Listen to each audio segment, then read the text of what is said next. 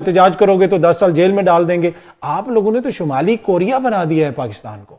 देखें, पीके एक्ट बहुत जरूरी है और वक्त की बहुत, इससे पहले इसकी जरूरत कभी महसूस नहीं हुई। जब रियासत के खिलाफ एक तबका, एक सियासी पार्टी, कुछ लोग डॉलर के यानी कि सब्सक्रिप्शन अपनी बढ़ जाए, व्यूवरशिप बढ़ जाए, पाकिस्तान जाए बाहर में, खुदा ना खास्ता। आप रियासत को इंटरनेशनली बदनाम कर रहे हैं।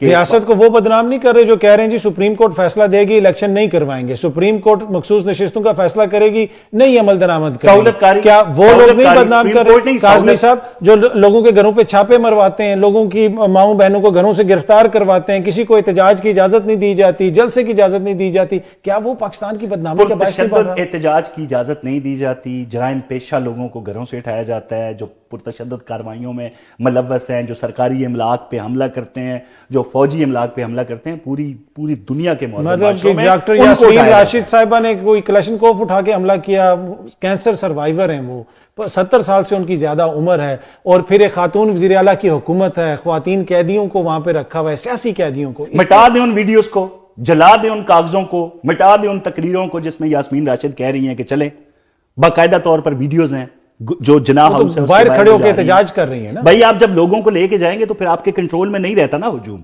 तो फिर इसमें वो वीडियोस हैं ना, सीसीटीवी भी रखें, फुटेज वीडियोस भी रखें और जुडिशियल कमीशन के सामने रख दें, तो फिर तो आप एकदम से हाथ खड़ा नहीं, फिर उनको क्या करेंगे? जो लोग खुद कह रहे हैं कि चलें हम उनकी तरफ जाते हैं, तो उनको जो असल वारिस हैं अदालत में, देखें वो अदालतों में है ना, उनकी रिहाई के लिए जुडिशियल कमीशन का और जो मुज़ाकराती कमेटी है पीटीआई को मुतालबा कर रही है कि भाई जो लोग जिनके इतराफी बयानात उनके फोन में, उनके सोशल मीडिया हैंडल्स पे मौजूद है, आप उनको भी छोड़ दें। मतलब कि जब भी आप कहते हैं जी नाकाबिले तरदीद शवाहिद मौजूद है, क्या कुछ साबित हुआ? जो सजाएं हुई वो भी फौजी अदालतों से, कैसे मुकदमात चले, कैसे सुने गए, किसी को नहीं पता। आम अदालत के अंदर जब भी मामला आता है वहां पे prosecution again and again fail होती है।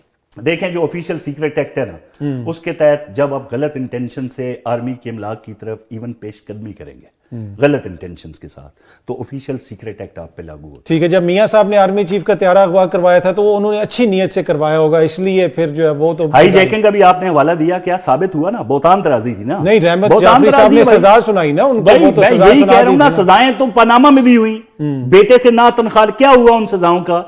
वो साकिब नसार यूं कह के कहता था 2-4 MN, वो तो फिर आपकी डील होगी, मियां साहब को प्रोटोकॉल मिला। मैं एक काज़मी साहब क्वेश्चन ले लीजिए, जिस आप कह रहे हैं हाई कमीशन में बरतानिया में एक ताकतवर शख्सियत ने आपको कहा कि आपने हमारा बयानिया है, उसी हाई कमीशन में जब नया हाई कमिश्नर आया वो उसी मियां साहब को जाके मिला, उनको एयरपोर्ट तक प्रोटोकॉल दिया और कहा कि मियां साहब कोई चंगा जा बयानिया बनाओ, तो डील हो गई, तो मामला ठीक हो गए।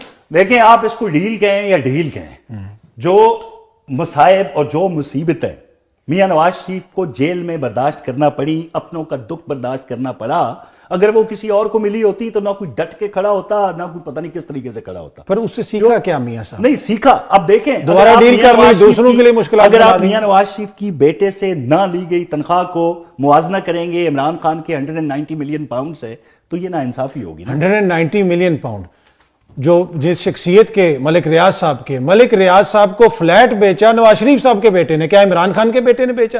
पूरे यूरोप में 6 करोड़ आबादी तो बरतानिया की है, मियां साहब के बेटे को कोई और बंदा नहीं मिला फ्लैट बेचने के लिए, सिर्फ मलिक साहब उनको मिला। आपको पता और है आप इल्जाम जो है वो इमरान